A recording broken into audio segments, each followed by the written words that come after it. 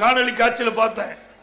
ஒரு சப் இன்ஸ்பெக்டரா ஒரு சப் இன்ஸ்பெக்டரை 2 பேர் மூக்கு மேலேயே குத்துறான்.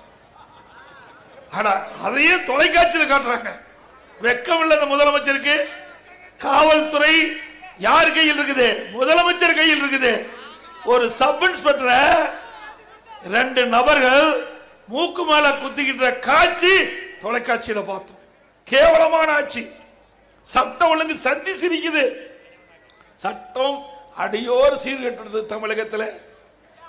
இன்றைய தினம் நான் இந்த கூட்டத்துக்கு வருவதற்கு முன்பு பார்த்தேன் தொலைக்காட்சியில கஞ்சா விற்பனை செஞ்சிட்டு மதுரையில் அந்த வீதியில் இருக்கின்ற அவருடைய ஒரு பையனும் அவருடைய தந்தையும் காவல் நிலையத்தில் போய் புகார் கொடுக்கிறாங்க. உடனே அந்த கஞ்சா விற்பனை செய்த நபர்கள் அவன் வீட்டை நோக்கி வந்து அருவாள்ல வெற்ற காட்சி பார்க்கிறோம். எவ்வளவு கேவலமா நடக்குது இந்த ஆட்சி.